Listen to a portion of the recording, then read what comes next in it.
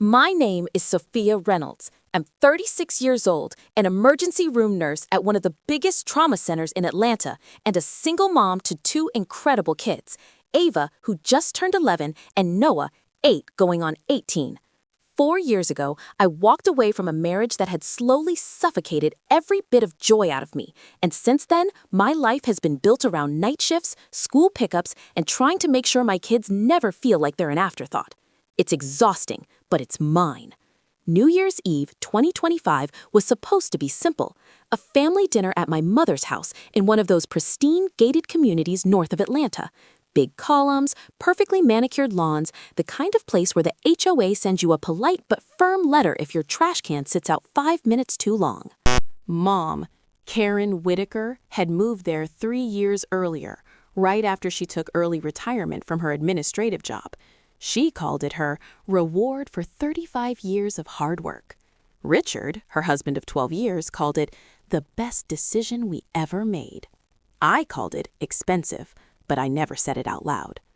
I'd spent the afternoon helping set up, just like always, stringing extra fairy lights along the back patio, arranging the charcuterie board because Mom insisted on elevated appetizers this year, and making sure the champagne was chilled exactly right.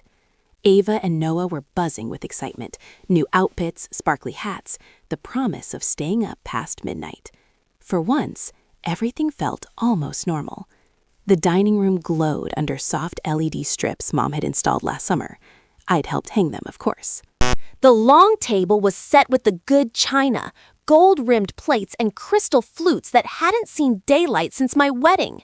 In the background, the TV was tuned to the Times Square feed, the countdown clock ticking down in the corner of the screen. Everyone was smiling, laughing at Richard's terrible dad jokes, pretending the year hadn't been as rough as it actually had been. We were halfway through dessert, Mom's famous chocolate lava cakes, when the mood shifted. Mom stood up slowly, wine glass in hand, and cleared her throat the way she does when she wants every eye in the room on her. The chatter died instantly. Even the TV seemed to quiet. "I'd like to make a toast," she said, her voice higher than usual, almost shrill.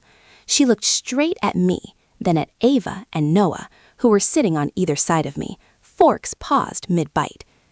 "To new beginnings," she continued. "To finally setting boundaries that should have been set years ago." She paused, letting the words settle. Then she delivered the blow.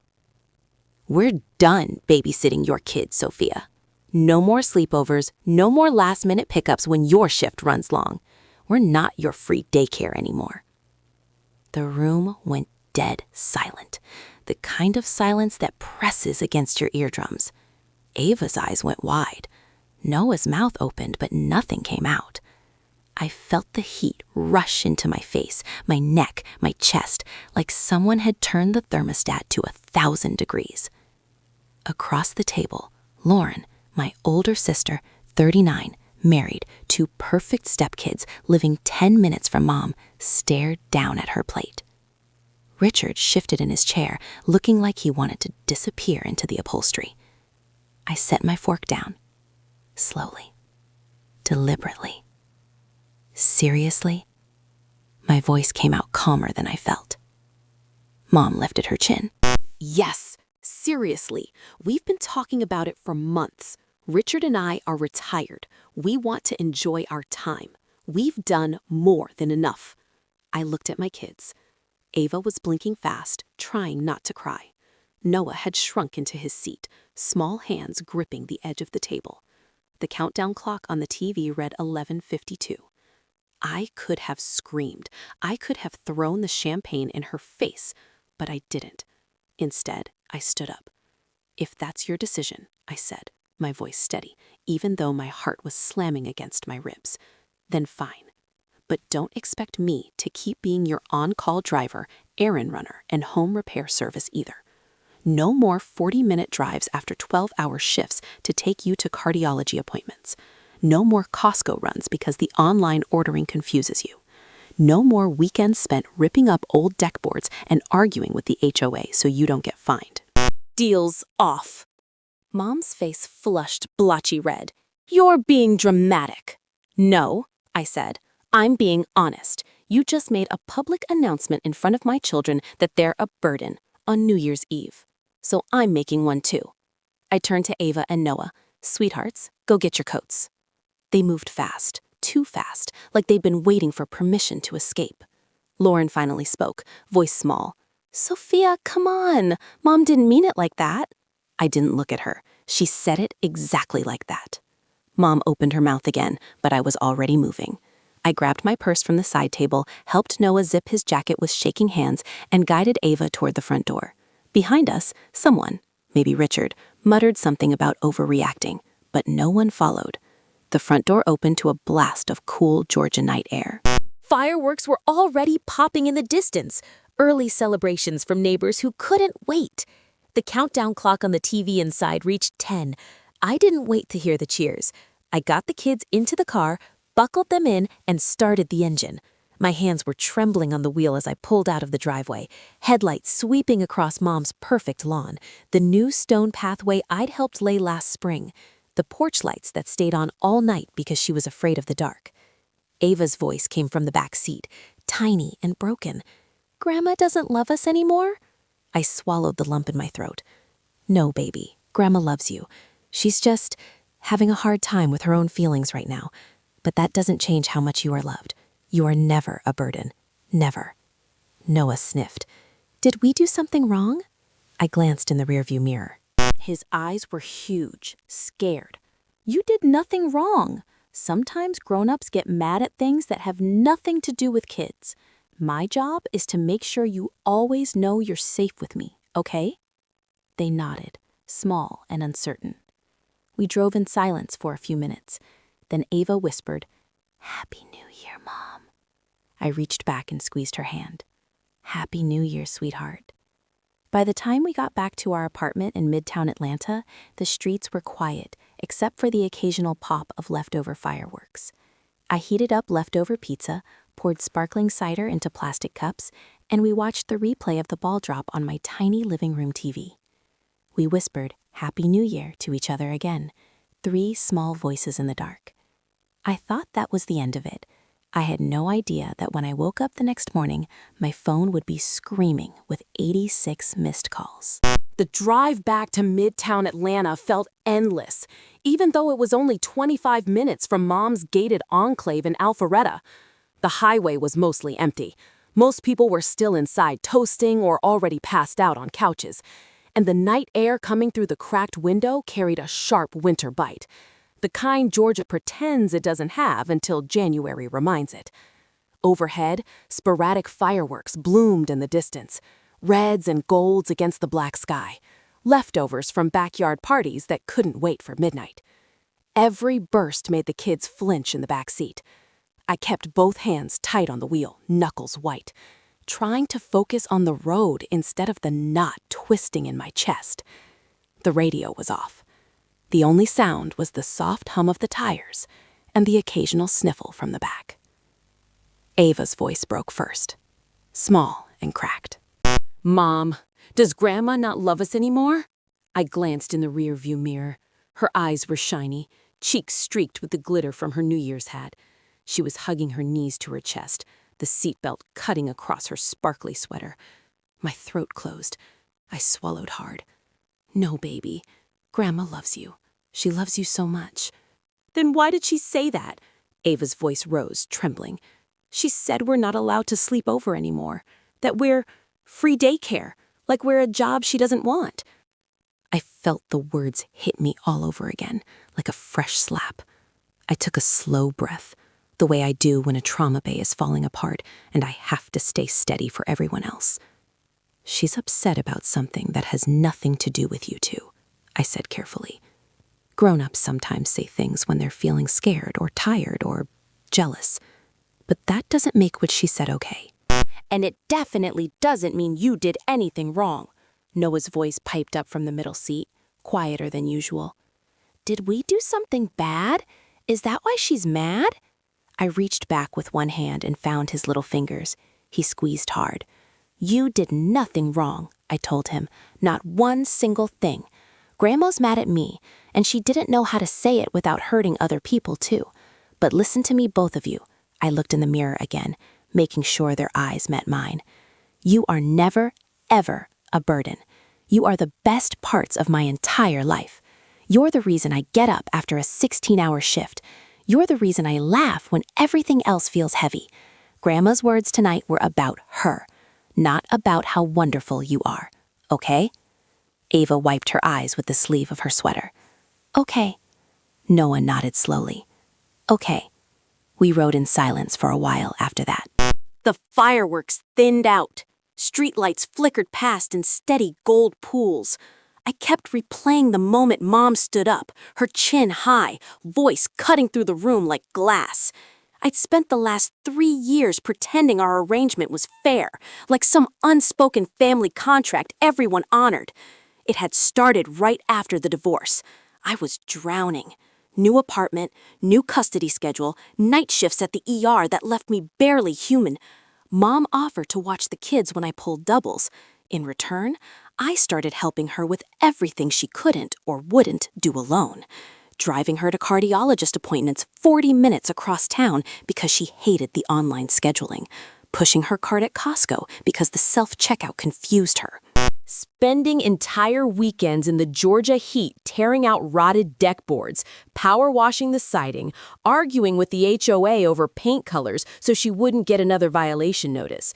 When the garage needed converting into that home gym she saw on HGTV, I was the one hauling drywall and running to Home Depot at 7 a.m. after a graveyard shift.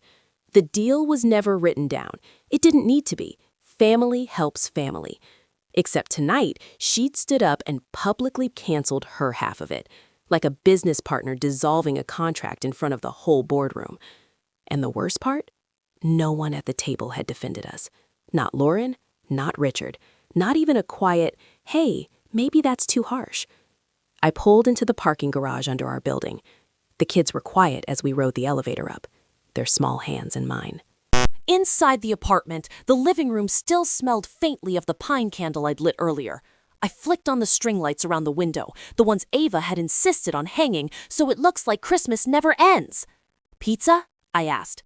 Noah perked up. With extra cheese? Always. I reheated the leftover slices from Christmas Eve, pepperoni for Noah, veggie for Ava and me, poured sparkling cider into mismatched mugs, and we piled onto the couch. I pulled up the replay of the Times Square ball drop on my phone and propped it against a book on the coffee table. The three of us sat close, Ava tucked under my left arm, Noah sprawled across my lap. When the ball finally dropped on the screen, we whispered, "Happy New Year," together, voices soft in the dim light. Ava looked up at me. "This is still a good New Year, right?" I kissed the top of her head. The best kind. The kind where we start exactly how we want to keep going, just the three of us, figuring it out together. Noah yawned, already half asleep against my chest. "I like this better than Grandma's house anyway." I didn't answer. I just held them tighter. The pain was still there, sharp, raw, like a fresh bruise. But underneath it, something else was stirring. A strange, fragile lightness. For the first time in years, I wasn't mentally mapping out how many minutes it would take to detour by Mom's place tomorrow, or wondering what emergency she'd invent next week. Tonight, my phone stayed silent. I thought that silence would last. I was wrong. The first thing I registered on New Year's morning was the vibration. Not a single buzz, but a constant, angry rattle against the nightstand, like the phone was trying to drill its way through the wood and into my skull. I'd barely slept, maybe 3 hours total, my mind replaying Mom's toast on a loop, the way Ava's shoulders had curled in, Noah's confused little face. I reached over, eyes still half shut, expecting the hospital. We always get called in on holidays when the trauma bay overflows with fireworks mishaps and alcohol-fueled fights. The screen lit up my face. 86 missed calls. My stomach dropped straight through the mattress. I sat up fast, heart slamming. The breakdown was brutal. Mom, Karen, 52 calls. Richard, 18. Lauren, 12. Then a scattering from cousins and aunt, even the landline at the house. The timestamp started at 12:17 a.m., right after midnight, and kept coming, every few minutes until around 4:30, then again from 7 onward. My nurse brain kicked in immediately. Mom's blood pressure had been borderline hypertensive for years. She'd had 2 scares in the last 18 months, one bad enough for an overnight in the ER. A stroke? A fall? Heart arrhythmia triggered by stress? I pictured her alone in that big house, clutching her chest, no one to help because I'd walked out. I called her back first. It rang once. She picked up on the second ring. Sophia. Her voice was tight, shaking, not weak or slurred, but trembling with something that sounded like fury held barely in check. You need to come over right now. This is a family emergency. My pulse spiked again. Mom, are you okay? Are you in pain? Chest? Shortness of breath? Did you take your meds? A long exhale, almost a scoff. I'm fine, physically. Just get in the car and come. We need to talk, all of us. I closed my eyes. The fear receded, replaced by something colder. Not relief. Recognition. This wasn't a medical emergency. This was a reckoning. I glanced at the kids' room. Ava and Noah were still asleep on the pull-out couch in the living room, blankets twisted around them, glitter still sparkling in Ava's hair. They looked so small, so peaceful. The last thing they needed was another round of drama. But I couldn't ignore it. Not with 86 calls. Not with the possibility that this could spiral into something worse if I left it hanging. I'll be there in 40 minutes, I said. I need to get the kids settled first. Don't bring them, she snapped. This is between adults. I didn't answer. I just ended the call. I threw on yesterday's jeans and a hoodie, scribbled a quick note on the kitchen whiteboard. Mom, I went to check on Grandma. Back soon. Love you both. Stay inside, eat cereal, text if you wake up. And slipped out the door as quietly as I could. The drive up 400 North was surreal. The sky was pale winter gray, traffic light, holiday decorations still blinking on porches. My phone kept buzzing with new texts, but I didn't look. I needed to keep my head clear. When I pulled into the gated community, the guard waved me through without a word. He knew my car. The house looked exactly as it had the night before. Lights on, wreath on the door, the new stone pathway glistening from last night's frost. No ambulance, no neighbors hovering, just quiet suburbia pretending nothing had exploded. I stepped inside without knocking. The smell of coffee hit me first, strong, bitter. Then the sight. Mom, Richard, and Lauren seated at the dining table like they'd been waiting for hours. Mom in full makeup, hair done, wearing the cream sweater she saved for serious occasions. Richard nursing a mug, eyes down. Lauren, arms crossed, lips pressed thin. The TV was off, no festive anything left. It looked less like a family home and more like a courtroom. I stopped just inside the doorway. So, no one's dying? My voice sounded flat even to me. Mom rolled her eyes. Can you not be so dramatic, Sophia? We called because what you did last night was completely unacceptable. You stormed out, humiliated us in front of the entire family, and left like some teenager having a tantrum. I stared at her. Humiliated you? You made a scene, Lauren cut in. Mom was trying to set a boundary, and you turned it into World War III. Everyone saw. I laughed once, short and humorless. A boundary. Right. Announcing in front of my children on New Year's Eve that they're no longer welcome to sleepover, that they're a free daycare you're done with, that's a boundary? Mom lifted her chin. I said what I meant. Richard and I are retired. We want our freedom. We've done plenty for you. Babysitting, helping after the divorce, letting you use the guest room when you were moving. Plenty? I repeated.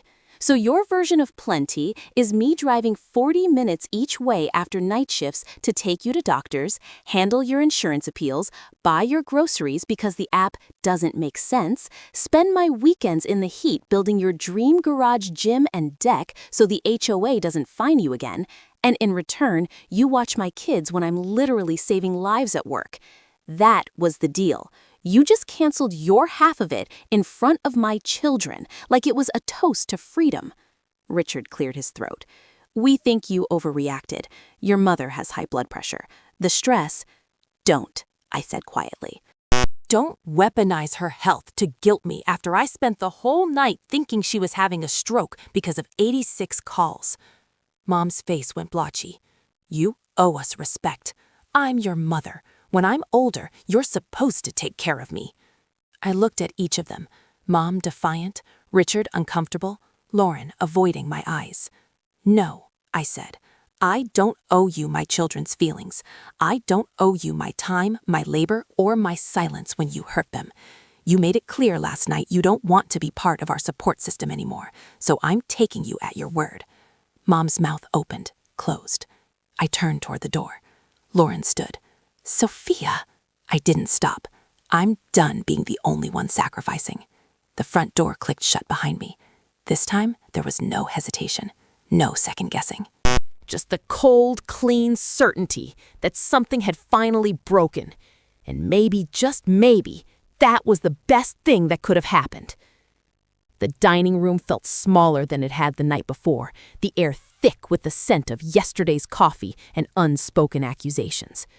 Mom sat at the head of the table like a judge, her cream sweater pristine, hair perfectly set, as if she'd spent the early hours preparing for battle rather than worrying about her blood pressure.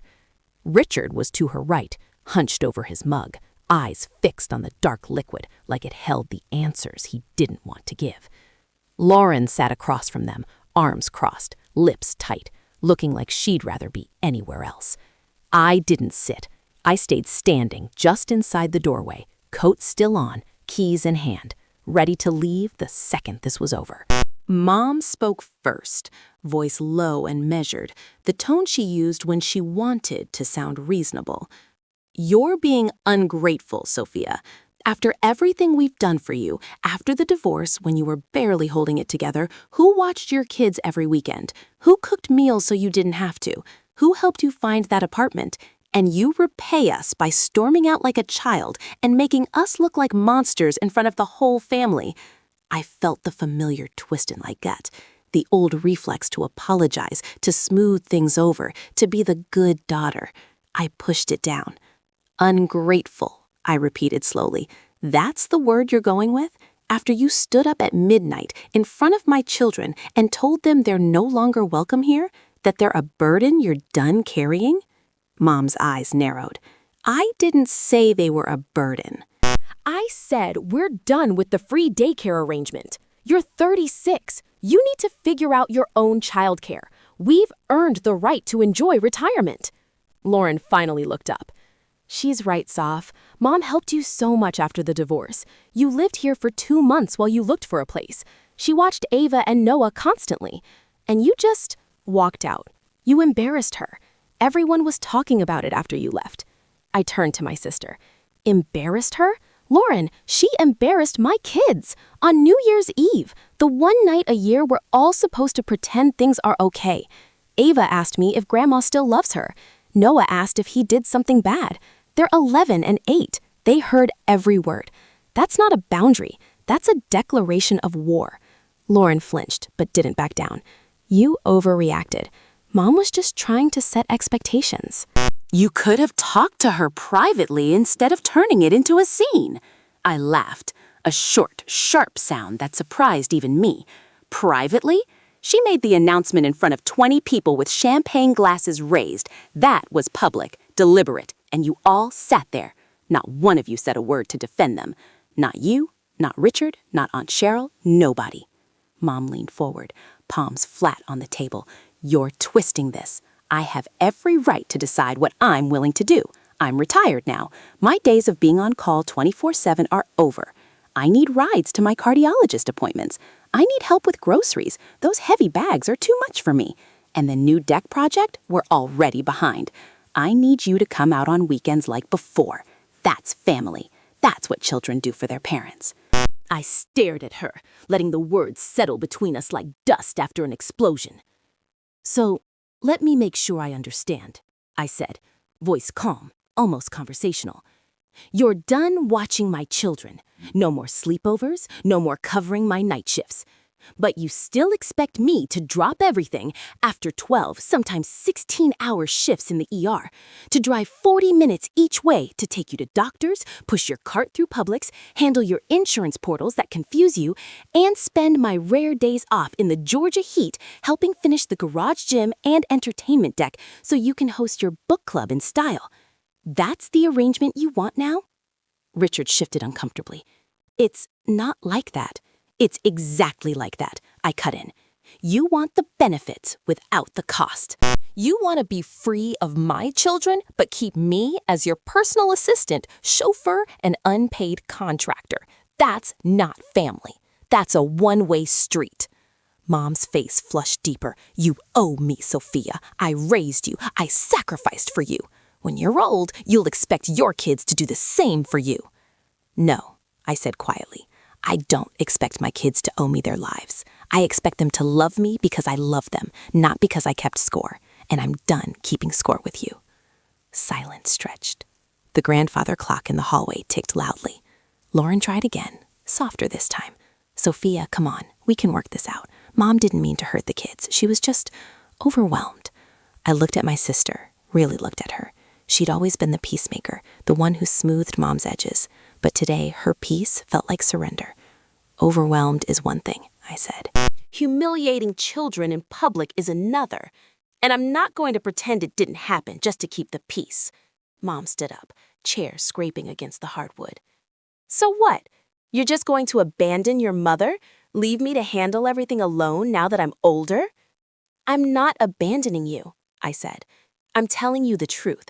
The deal's off. You're free. So am I. I turned toward the door. Sophia, Lauren started. I paused, hand on the knob. I'm not coming back to fix this today, or tomorrow, or next weekend. Figure it out. You've got Uber, neighbors, the church group you brag about. You've got options. I'm done being the only option. The door closed behind me with a soft click.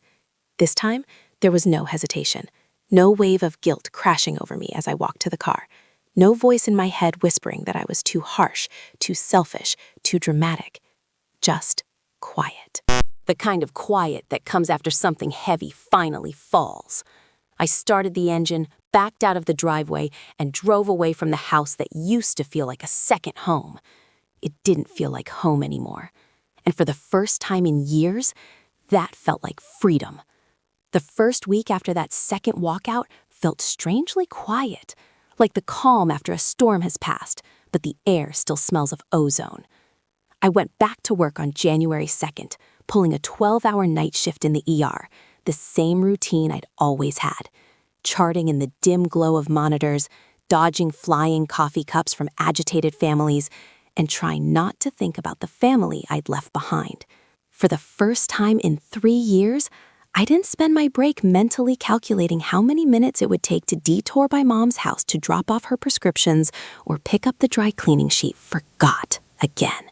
The absence was startling, like I'd taken off a heavy backpack I hadn't realized I was carrying. Then the texts started. The first one came at 9:47 a.m. on the 3rd, while I was still half asleep after getting the kids to school. Mom, Sophia, I'm sorry if I hurt your feelings the other night. I was stressed. Can we talk? I stared at the screen, thumbs hovering. It was an apology, technically, but not for what she'd said to Ava and Noah, just for my reaction. I didn't reply. 2 hours later, another. Mom, I miss the kids. Let me see Ava and Noah soon. They need their grandmother. Still no real remorse. I typed back once, short and clear.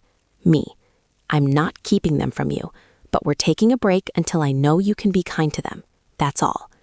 She didn't like that. The next morning, January 4th.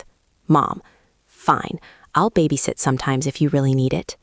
But you still have to drive me to my appointments. I can't do all this alone. My blood pressure is through the roof because of the stress you're causing. There it was, the negotiation, right on schedule. My time, my energy, my availability as bargaining chips. I didn't respond. I muted her thread. Over the next few days, the messages swung like a pendulum. One afternoon, she'd send guilt. Mom, after everything I've done for you, raising you alone, helping with the divorce, being there when no one else was, this is how you repay me? You're breaking my heart. Then the next morning, martyrdom. Mom, don't worry about your old mother. I'll figure it out somehow. I've survived worse. By January 6th, she'd escalated to the flying monkeys. First, Lauren called during my lunch break. I was sitting in the hospital cafeteria, picking at a soggy salad. Soph, Mom's really upset, Lauren started, voice soft like she was talking me off a ledge. She's crying every night. She says you told her to handle her health alone. You know how fragile she is after those blood pressure episodes. I kept my tone even. Lauren, Mom decided my kids were too much for her. I'm taking her at her word. She can use Uber, Lyft, the senior ride service through the church, whatever. I used those same apps when I was first divorced. She'll figure it out. Lauren sighed. You're being too hard. She's our mom. She's also a grown woman who made a choice, I said, and I'm making mine. Then came Aunt Cheryl, Mom's sister in Marietta, who texted me a long paragraph about how Mom had called her in tears, saying her ungrateful daughter had abandoned her in her old age. A second cousin I hadn't spoken to in years sent a voice note.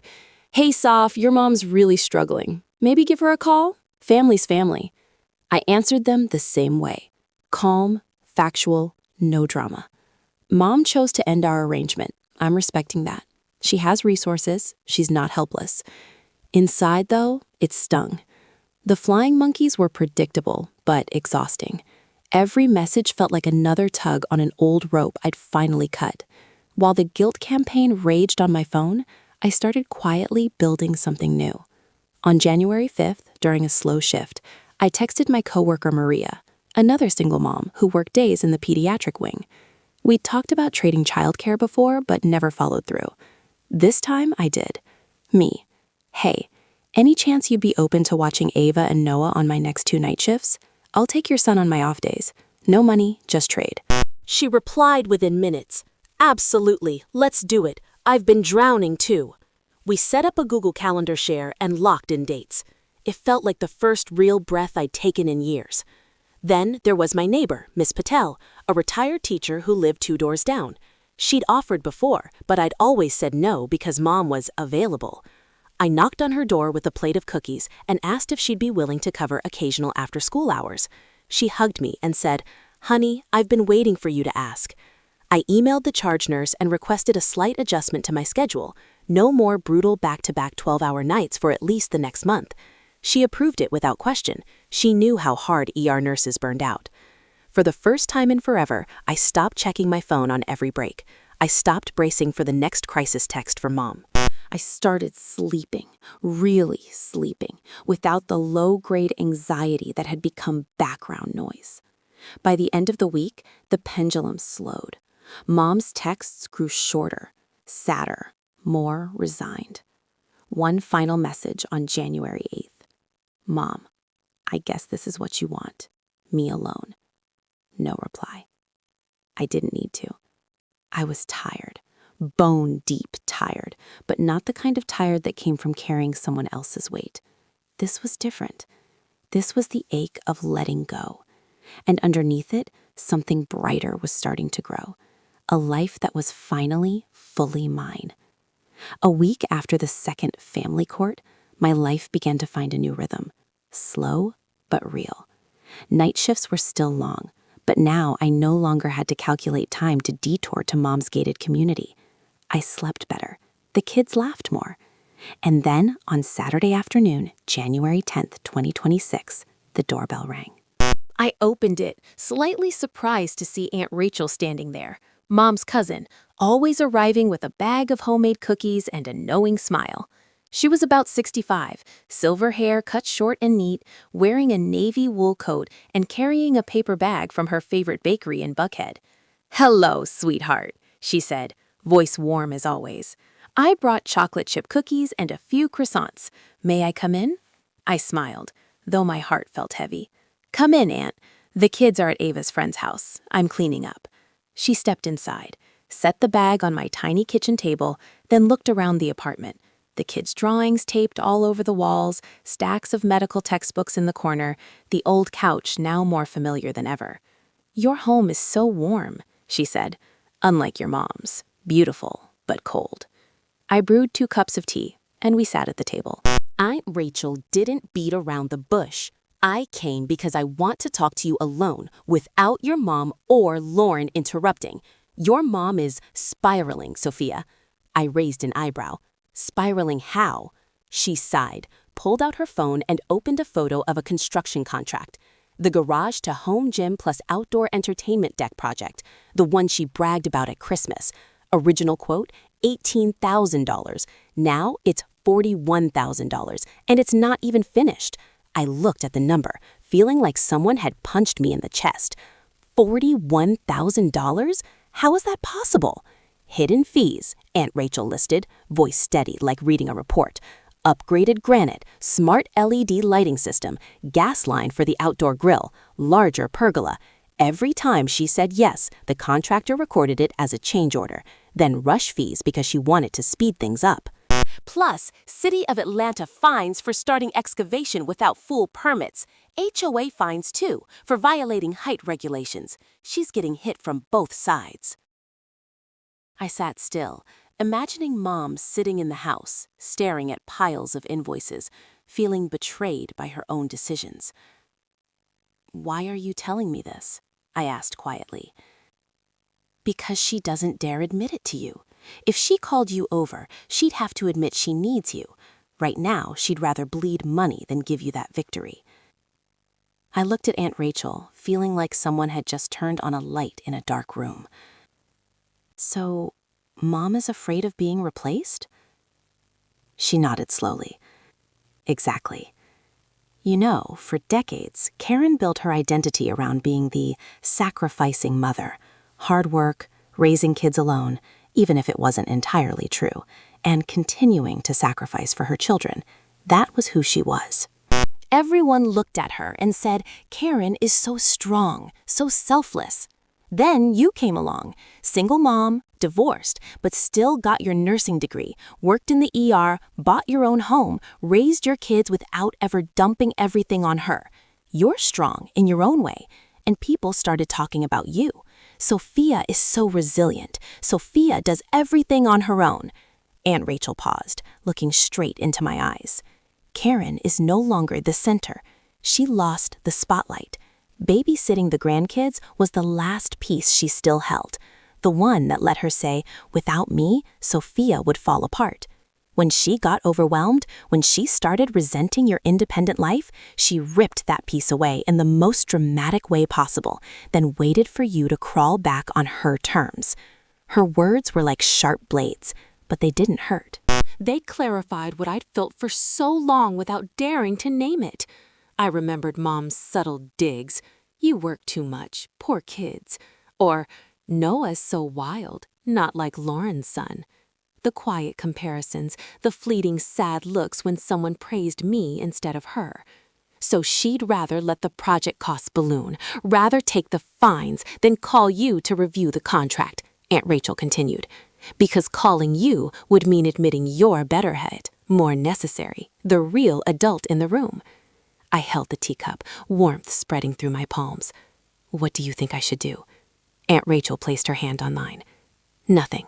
Let her sit with the consequences. She wanted independence? Fine. Now she's learning what it really means. You don't have to rescue anymore. You've rescued enough. I looked out the window, where pale afternoon sunlight filtered through the curtains. Ava and Noah would be home in an hour, laughing, telling stories about their day. Their life, our life, no longer revolved around extinguishing Grandma's emotional fires. You know, I said softly, for the first time in years, I don't feel guilty for not rushing over. Aunt Rachel smiled sadly. That's the sign you've grown up, Sophia. And that's the scariest thing for a mother who's used to being needed. We sat a while longer, eating cookies, talking about lighter things, the weather, school, new shows on Netflix. When she stood to leave, she hugged me tightly. You're doing great, she whispered. Don't let anyone make you doubt that. The door closed behind her, and I stood alone in the small kitchen, listening to my heartbeat steady. No more heaviness. No more waiting for the next call. Just me, 2 kids, and a future no longer bound by the old script. For the first time, I felt light as air. A few days after Aunt Rachel's visit, life had settled into a tentative rhythm. The kids were back in school, I was picking up extra shifts without the constant mental math of detours to Mom's house, and the apartment felt lighter. I almost started to believe the storm had passed, that Mom had accepted the new normal and was quietly figuring things out on her own. Then, on January 13th, during a rare quiet lunch break in the hospital break room, my phone buzzed with a notification from Nextdoor. It was a screenshot someone from the neighborhood group had forwarded to our private family chat. Mom's post. I opened it. The photo showed the half-finished garage conversion, exposed beams, concrete dust everywhere, the new outdoor deck frame looking like a skeleton in the pale winter light.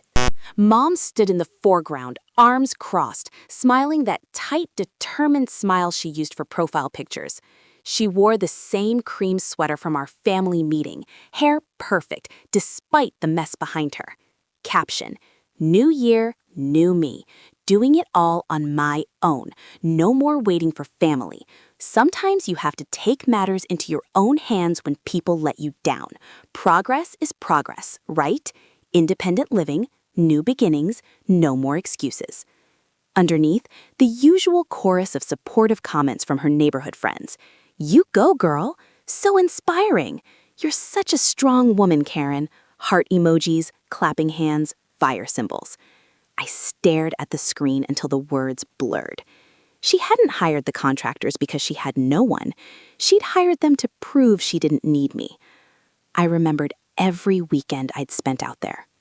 The July heat last summer when I ripped up the old rotten deck boards, sweat soaking through my t-shirt while Mom sat under the patio umbrella, scrolling Pinterest on her tablet and calling out tile patterns. The Saturday I'd spent power washing the siding until my arm shook because she wanted the house to look fresh for the HOA inspection. The Sunday I'd driven to 3 different Home Depot locations after a night shift to find the exact shade of stain she decided on at the last minute. The nights I'd come home with blisters on my palms and dust in my hair, only to turn around and help Ava with homework while Noah begged for one more story. All of it, months of sweat, time, and energy erased in one Instagram story and a Nextdoor post. The caption stung the most. No more waiting for family. As if I'd ever made her wait. As if I hadn't dropped everything, every single time. I set my phone down, hands shaking slightly. The break room was quiet except for the hum of the vending machine. One of the techs walked by and asked if I was okay. I nodded, forced to smile. But inside, I felt something shift, something hot and final. I didn't comment, not yet. I saved the screenshot. That night, after the kids were in bed, I sat on the couch with my laptop and scrolled through old photos. There I was, covered in sawdust, hair in a messy ponytail, grinning tiredly at the camera while holding up a freshly stained board. Another one, me kneeling in the dirt, leveling pavers for the new walkway, Mom in the background pointing with her phone. A third, the 2 of us standing in front of the half-built pergola frame, my arm around her shoulder, both of us smiling like everything was fine. I remembered the conversation that started it all. A text from her in April 2023. Mom, the garage is a mess. Want to turn it into gym plus outdoor space. Contractor quoted $18K. Will you help manage it? Family helps family. My reply, of course, I'll come on off days. In return, can you watch the kids on my nights? Mom, deal. I screenshotted that threat too. She wanted to rewrite the story. She wanted the neighborhood, her friends, our extended family to see her as the plucky widow who pulled herself up by the bootstraps, abandoned by her ungrateful daughter. The new me who didn't need anyone. But the truth was messier and uglier, and it included me. I closed the laptop, heart pounding. I wasn't going to let her erase those weekends. I wasn't going to let her turn my children's hurt into her victim narrative. Not anymore. The next morning, I woke up with a strange calm, the kind that comes right before you decide to stop playing small. I knew what was coming. The finished project post, the triumphant reel, the caption that would twist the knife one more time. And when it did, I wouldn't stay silent. Not this time. The revelation didn't come in a dramatic phone call or a tearful confrontation. It arrived quietly, almost casually, on the evening of January 14th, when Aunt Rachel texted me, "Can I drop by after dinner? I have something you need to see. No pressure to act, just information. I told her yes. The kids were already in bed, and I was folding laundry on the couch when she arrived.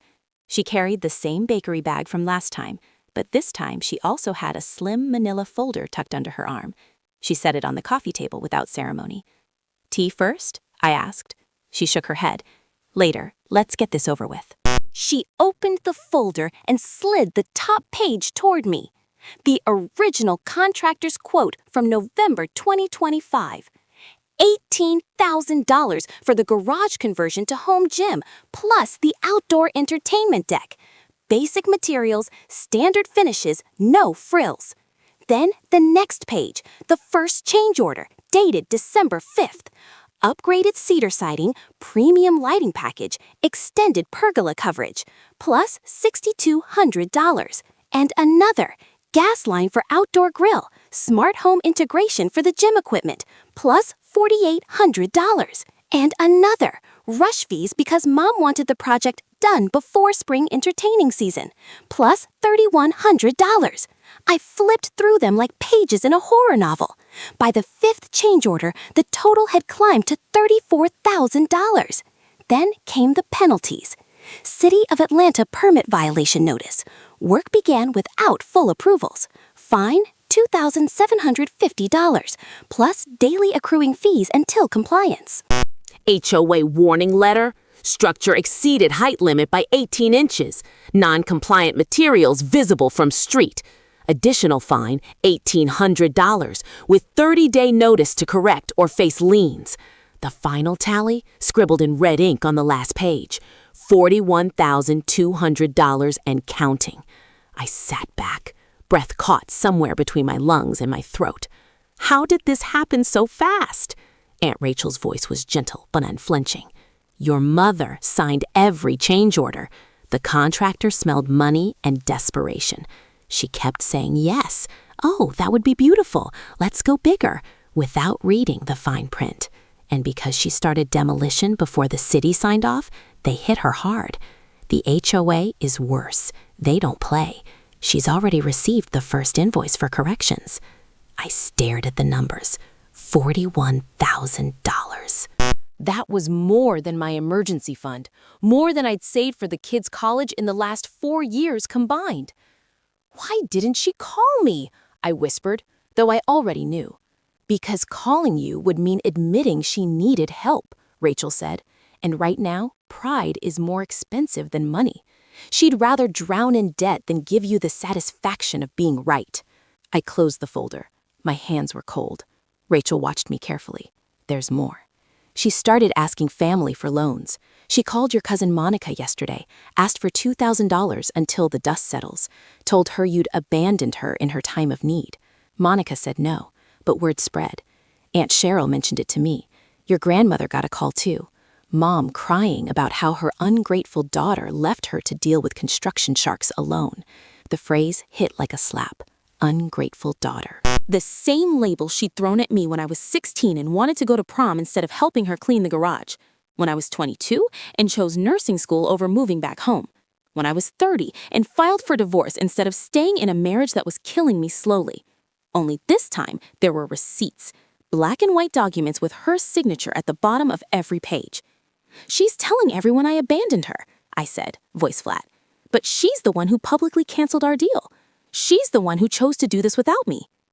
Rachel nodded slowly. She's rewriting the story. Again. The victim narrative is her comfort zone. It's easier to cry, "My daughter left me," than to say, "I signed bad contracts because I didn't want to ask for help." I stood up and walked to the window, looking out at the quiet Atlanta street below. Streetlights glowed soft gold. Somewhere down the block, a dog barked once. Normal life continued, while my mother's world quietly imploded. For a brief, dizzying moment, I pictured driving over there right now, marching up to the contractor, demanding to see every line item, negotiating the fees down, filing appeals with the city, smoothing things over with the HOA. I could fix this. I'd fixed worse.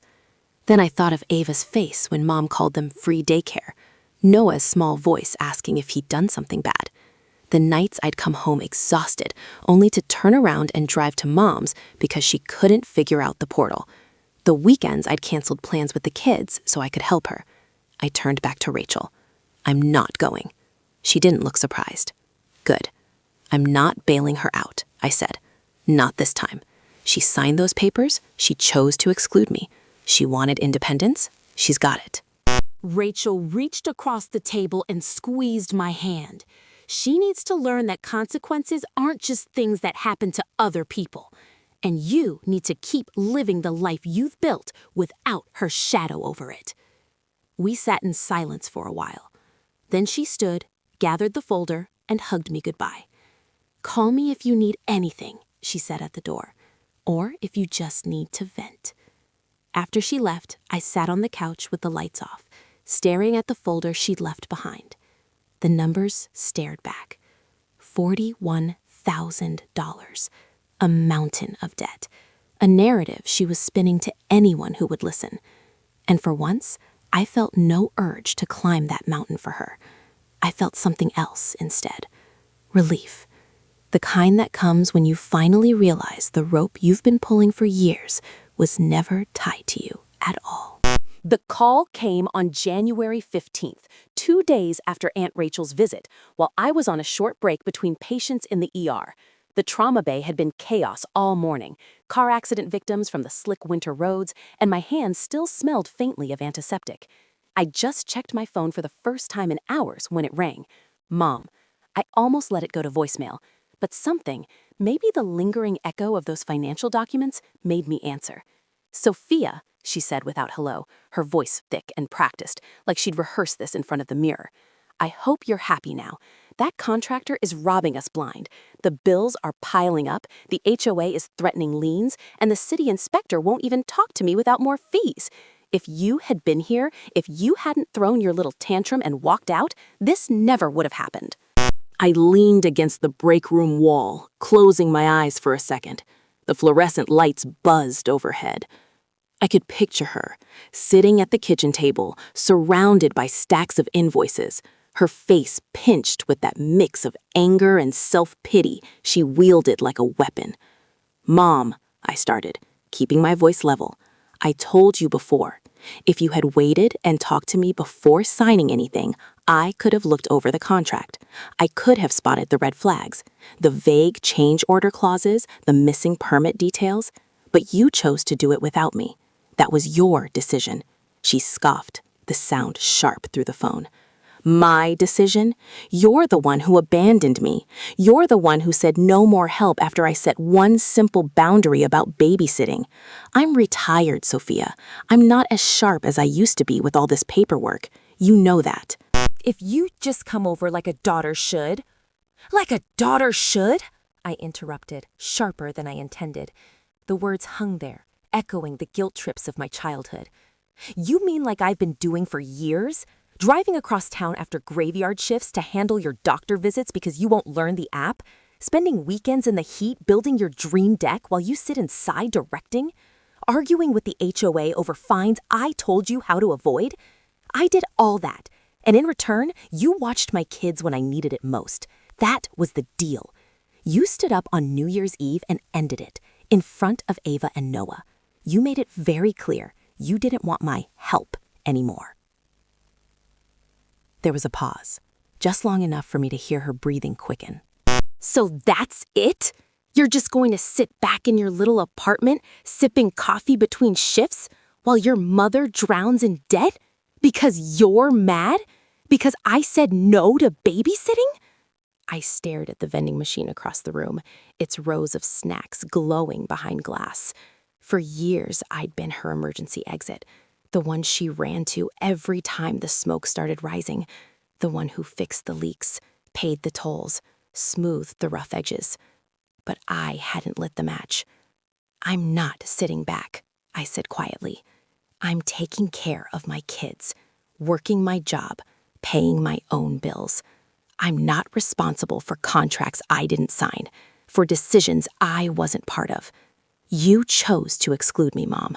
You wanted to prove you could do it alone, so live with it. The line went silent.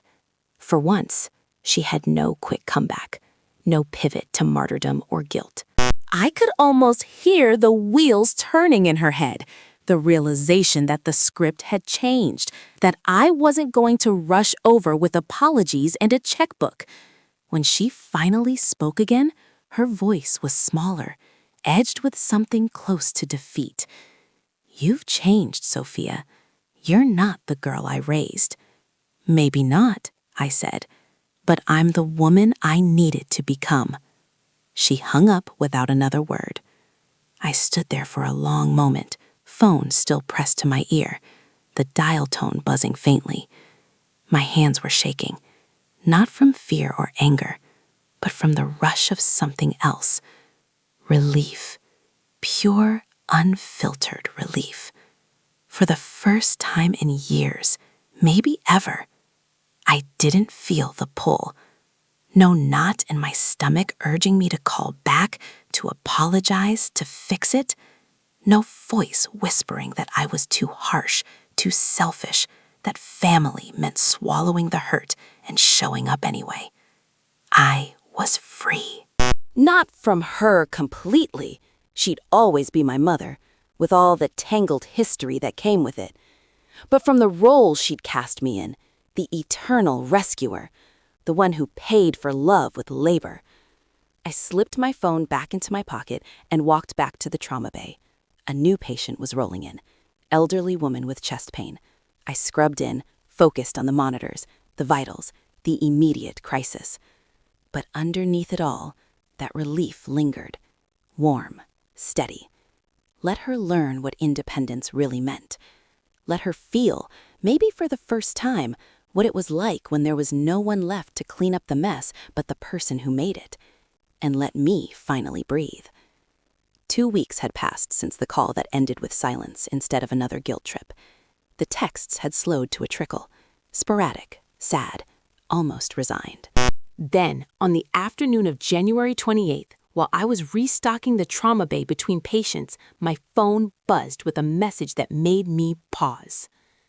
"Mom, Sophia, I know I said things I shouldn't have. I was stressed and took it out on you and the kids. I'm sorry for hurting Ava and Noah. Can we please meet and talk like adults? Just coffee, neutral place, no yelling, I promise."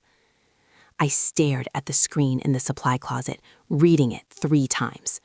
For the first time, there was no immediate pivot to, "but you overreacted," or "after everything I've done." No demand for rides or repairs, just an apology, specific, directed at the children. It wasn't perfect, but it was rare. I didn't trust it completely. Trust had been chipped away too many times. But I also knew these moments with her were like windows in a storm, brief, fragile, and worth opening if only to see what was on the other side. I typed back, "Short coffee, public place. No arguments in front of the kids. I'll come alone."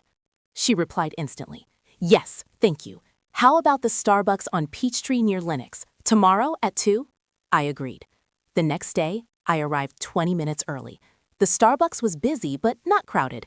Mid-afternoon lull between lunch rush and after-school pickup. I chose a table by the window, ordered a black coffee I barely tasted, and waited with my hands wrapped around the cup for warmth. She walked in at 1:58, with Richard trailing behind her like a reluctant bodyguard. She looked smaller than I remembered, not physically, but diminished somehow. The cream sweater was gone. She wore a simple navy cardigan and jeans, hair pulled back in a low ponytail. No makeup armor. Her eyes were red-rimmed like she'd been crying or hadn't slept. She sat across from me. Richard hovered, then took the chair beside her. "Hi," she said softly. "Hi." She took a breath. "I'm sorry for what I said at dinner, for embarrassing you in front of the family, for hurting Ava and Noah. I called them free daycare like they were some kind of chore. They heard it. I saw their faces. I never meant to make them feel like a burden. I was cornered. Everyone was talking about how strong you are, how you do everything on your own. I used to be the one people said that about. Now it feels like I'm only relevant when something's wrong, when my heart acts up or the bills pile up. I felt invisible unless I was needed, and I lashed out." I listened without interrupting. Her words echoed what Aunt Rachel had said, but hearing them from her mouth made them real in a different way. "You think I'm taking your place?" I asked quietly. She shook her head, then nodded, then shook it again. I think I spent 35 years being the one who sacrificed, raising you and Lauren, working double shifts, putting my life on hold, and then suddenly you're the story everyone tells, the single mom who made it, the ER nurse who saves lives, the one who doesn't need anyone. It's stupid. I know it's stupid, but it feels like there's no room for me anymore unless I'm the crisis. Richard cleared his throat. She's been struggling since retirement. She doesn't say it right, but she's scared of not mattering. I looked at him, then back at her. I understand being scared. I understand feeling invisible. I felt invisible my whole life around you, unless I was useful. Her eyes snapped up, hurt flashing across her face. That's not fair. Maybe not, I said, but it's true. And if we're doing honesty today, we're doing all of it. I took a slow breath.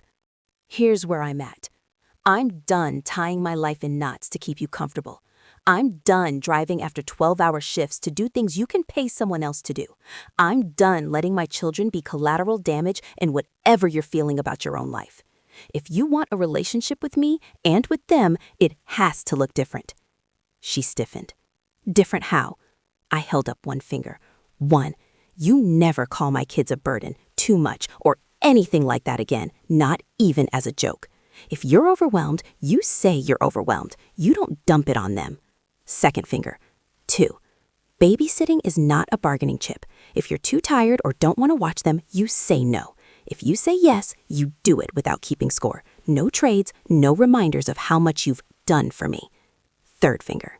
3. I'm not your chauffeur or handyman anymore. I'll help when I genuinely can and when I choose to, not because I'm guilted into it. You have other options. Friends, neighbors, church people, ride services. Use them. I held up a fourth finger. 4. If you cross any of these lines, I will pull back. No big blow-up, no screaming match. I'll just be done for a while. Temporary distance, no negotiation. The words hung between us. Richard shifted. Mom stared at her untouched coffee, the steam long gone. She opened her mouth, probably to argue that this wasn't how family worked, then saw my face and closed it. Richard spoke instead. That sounds reasonable, Karen. We can figure out other ways to get around.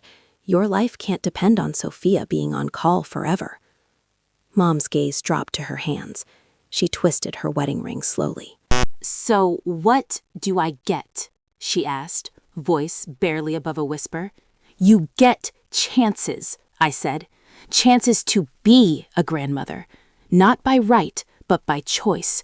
If you can respect those boundaries, if you can be kind to my children consistently, I'll bring them over sometimes. They can bake with you, watch movies, plant flowers in the pots you love, whatever you want. But if you cross those lines, I'll step back. That's the only way this works. The silence stretched. For once, she didn't argue. She just sat very still, then nodded once, sharp and small. I'll try, she said. It wasn't a promise. It wasn't a full surrender, but it was the closest thing to accountability I'd ever heard from her. We finished the coffee in uneasy quiet, talking around safer things.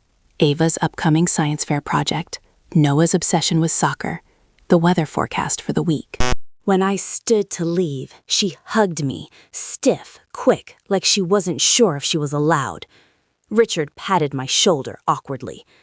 Driving home, I waited for the familiar wave of guilt to crash over me, for being so firm, for drawing such hard lines. It didn't come. Instead, there was a thin, fragile peace. We hadn't fixed everything. We'd just built a fence around the damage and agreed not to cross it. I let the kids decide about visits. When Ava said she missed Grandma's cookies, I took them for a short Sunday afternoon. I stayed the whole time. We left before anyone got tired. For a little while, it almost looked like we might make this new version of family work. What I didn't know yet was that Mom was still clinging to the old script in the one place I hadn't thought to check, online. The finished project post arrived on February 3rd, 2026, like a grenade wrapped in fairy lights. I was scrolling Instagram doing a rare quiet moment in the ER break room, third coffee of the shift, feet throbbing, when the notification popped up. Someone in the family group chat had tagged me. Mom's account. The reel opened automatically. The garage was transformed. Sleek black rubber flooring, mirrored walls, brand new weight rack, LED strips glowing soft blue. The outdoor deck looked like something from a magazine. String lights draped over the pergola, stone countertop, built-in grill, fire pit already flickering. Mom and Richard stood in the center, arms around each other, smiling wide. Soft acoustic guitar played in the background, the kind of music that makes you feel nostalgic even when nothing sentimental happened. The video panned slowly, showing every polished detail, ending on Mom blowing a kiss to the camera. Caption: after a rough start to the year, we finally did it. Garage gym plus dream outdoor space, all on our own. No help, no handouts, just two old folks figuring things out without relying on anyone. Sometimes you realize you raised your kids to be so independent they forget what family means. But we're proud. We made it. DIY, independent living, family first, even when it's just the two of us. The comments were already rolling in. You're so strong, Karen. Expiring. Bless your heart, you deserve this. Family will come around. You're a warrior. Heart emojis, praying hands, fire symbols. I stared at the screen until my eyes burned. She'd erased me completely. Every weekend of sweat, every late-night Home Depot run, every argument with the HOA over permits I'd helped file, she turned it into a solo victory lap. The caption wasn't just self-congratulatory. It was a public indictment. Too independent to care about family. Translation: ungrateful daughter who abandoned her mother. I thought about letting it go. I really did. I could mute her, unfollow, keep the peace I'd fought so hard to build. But then I'd pictured Ava's face when Mom called them free daycare, Noah asking if he'd done something wrong, the 86 missed calls that weren't about health. They were about control.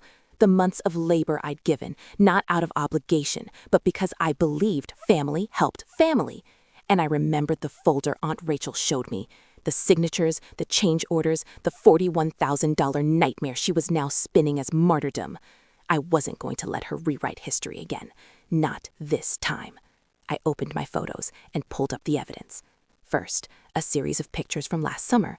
Me, covered in sawdust, hair in a sweaty ponytail, holding up a freshly cut pergola beam, grinning tiredly at the camera. Another, me kneeling in the dirt, leveling pavers for the new walkway, dirt smeared across my cheek. One more, Mom and me standing in front of the half-built frame, my arm around her shoulder, both of us smiling like everything was fine. Then the screenshot of our April 2023 text thread, the one that started it all. Mom, the garage is a mess. Want to turn it into gym plus outdoor space. Contractor quoted $18K. Will you help manage it? Family helps family. Me. Of course, I'll come on off days. In return, can you watch the kids on my nights? Mom. Deal. ###. I opened Instagram. Her reel had 127 likes already. The family group chat was lighting up with congratulations. I clicked comment. My fingers shook as I typed, but my mind was steady. The deck and gym look amazing, Mom. Truly beautiful. Just to be clear for everyone seeing this, it wasn't done all on our own. I spent months driving out after 12 16-hour ER shifts to tear up old decking, haul materials, level pavers, argue with the HOA over permits, and help pick every finish. Here are photos of me covered in dust doing the work. You offered babysitting in return. When you stood up on New Year's Eve and publicly said you were done watching Ava and Noah, you ended that deal. I respected your choice and stopped helping with the rest. I didn't abandon you. I took you at your word. I wish you'd told the whole story here instead of letting people think I left you high and dry. The truth matters, especially to the kids who heard they were a burden. Love you anyway. I attached the 3 photos and the screenshot of our texts. Then I hit post. I set my phone face down on the table and walked back to the trauma bay. My heart was pounding so hard I could feel it in my throat. The notifications started almost immediately. First, Aunt Rachel liked the comment, then a heart, then a private message, proud of you. Monica, cousin, commented, "Wait, I remember Mom telling me the same agreement last spring. Sophia was supposed to help with the build in exchange for childcare. This is wild." Someone shared the comment to the wider Reed family Facebook group. That's when it really exploded. Grandma, Mom's mother, wrote, "Karen, you told me Sophia wouldn't help with anything. You asked to borrow money last week saying you were alone. You never mentioned you pushed her away first." Uncle Tom, "This isn't the first time you started a project without listening to advice then wanted rescuing. Remember the kitchen reno in 18? Lauren commented, "Finally, I didn't know the full story." Soph, I'm sorry I didn't speak up sooner. One by one, relatives who'd been silent started speaking. No one called Mom names. No one screamed. They simply stopped pretending they didn't see the pattern. Within an hour, Mom deleted the reel. She sent me a private message. "I hope you're satisfied. You turned the whole family against me." I typed back, "I didn't turn them against you. I just stopped covering for you. What they do with the truth is on them." Later that evening, Aunt Rachel called. "Your grandmother paused the quiet financial help she's been sending Karen for years, said maybe it's time she sat with her own choices." A few smaller family chats quietly removed Mom as admin. No dramatic exile, just a gentle pulling away from the drama she used to control. I didn't gloat. I didn't feel triumphant. I felt tired, but the good kind of tired. The kind that comes after you finally stop carrying someone else's load. That night, after I tucked Ava and Noah in, I left the family group chat. I turned off notifications from Mom's account. I answered messages from the people who actually showed up. Maria, who traded childcare shifts, Miss Patel, who brought soup when the kids were sick, coworkers who swapped nights so I could breathe. Sitting in the dim living room, string lights glowing softly, I realized this was the real ending.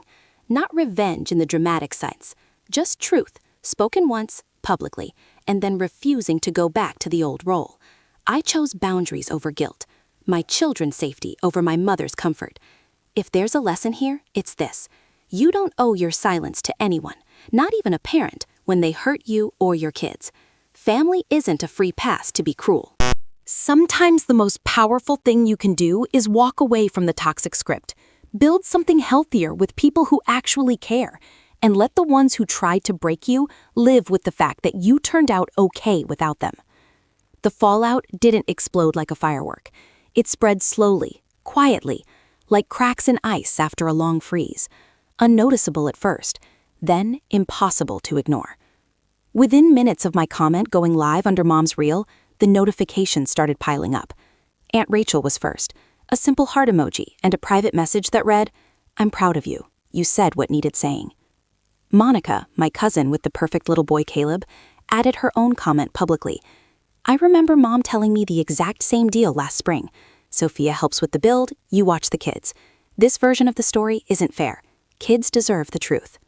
Then Grandma, Mom's mother, the quiet matriarch who rarely spoke up in family drama, dropped her comment in the wider Reed family Facebook group. "Karen, you told me Sophia refused to help with anything. You asked to borrow money last week, saying you were completely alone. You never mentioned you pushed her away first. I've been sending you extra every month because I thought she'd abandoned you. That stops now. You need to sit with your own choices." Uncle Tom chimed in mixed. "This isn't the first time you started a big project without listening to advice, then expected someone to bail you out. Remember the kitchen reno in 2018? Same pattern." One by one, relatives who had stayed silent for years began speaking. No one screamed. No one called Mom names. They simply refused to keep pretending the pattern didn't exist. A second cousin posted a screenshot of an old text where Mom had bragged about how Sophia handles everything for me. Another aunt wrote, "The kids heard what you said on New Year's. That matters more than any deck." Lauren's comment came last, almost an hour after the others. "Soph, I didn't know the full story. I'm sorry I didn't speak up sooner. I should have defended the kids that night. I'm sorry." Then she sent me a private message. "Sophia, I messed up. I was trying to keep the peace, but I kept the wrong piece. Mom's been telling me one side for so long, I stopped questioning it. I'm sorry I let you and the kids carry that alone. Can we talk? Just us? I didn't reply right away. I needed time to let the hurt settle, but I didn't block her either. Mom deleted the reel within 2 hours. The polished video vanished, taking its 200+ likes and supportive comments with it. Then she messaged me directly. I hope you're satisfied. You turned the whole family against me. You humiliated me in front of everyone. I stared at the message for a long minute. My hands didn't shake this time. I typed back, I didn't turn them against you. I just stopped lying for you. What they do with the truth is on them. I hit send and turned off read receipts. I didn't need to see her reply. That night, after tucking Ava and Noah in, Ava with her science fair volcano still bubbling on the kitchen counter, Noah clutching his stuffed shark, I opened the family group chat on Facebook. 32 members, years of holiday photos, birthday wishes, passive-aggressive memes. I left the group. No announcement, no goodbye, just the quiet click of leave group. I turned off notifications from Mom's account. I muted Lauren's texts for a few days. Then I opened my real messages. Maria, who'd already scheduled 3 childcare swaps for February. Miss Patel, who dropped off homemade samosas and asked if the kids wanted to plant herbs on her balcony. Coworkers who'd offered to cover a shift so I could take Ava to her first middle school dance practice. I sat on the couch in the dim glow of the string lights. The apartment quiet, except for the soft hum of the refrigerator. For the first time in years, my phone wasn't vibrating with urgency from someone else's crisis. It was just mine. The next morning, Ava woke up early and crawled into my lap with her sketchbook. Mom, can we go to the park today? Just us 3? I kissed the top of her head. Yes, baby, we can go to the park. Noah appeared a minute later, hair wild, dragging his soccer ball. Can we kick it around? Like really kick it? Absolutely. We spent the whole Sunday outside, laughing, running, eating ice cream from the truck that parks near Piedmont Park. No detours, no errands, no mental checklist of what Mom might need. A few weeks later, Lauren and I met for coffee, just the 2 of us. She apologized again, eyes red. I listened. We didn't fix everything, but we started rebuilding something real. She began visiting the kids without Mom around. Small steps. Mom didn't call for a long time. When she did, months later, it was tentative. I answered. We talked about safe things. The weather, Noah's soccer game, Ava's report card. I didn't offer to drive her anywhere. She didn't ask. The lessons settled into my bones slowly, like truth always does. Family doesn't give anyone a free pass to hurt you, not even a parent. Not even when they raised you, when they sacrificed, when they carry wounds of their own. The strongest revenge, if you can even call it revenge, isn't destruction. It's living well. Telling the truth once, clearly, publicly, and then refusing to play the old role ever again. It's protecting your children's hearts more than your parents' ego. It's building a life where love isn't measured in labor or guilt. I still love my mother. I always will. But love doesn't mean surrender. It means boundaries, truth, and the courage to walk away from a script that was never written for your happiness. Sometimes, the most powerful thing you can do for yourself and for the people who matter most is simply to stop carrying what was never yours to hold. And then, finally, to breathe.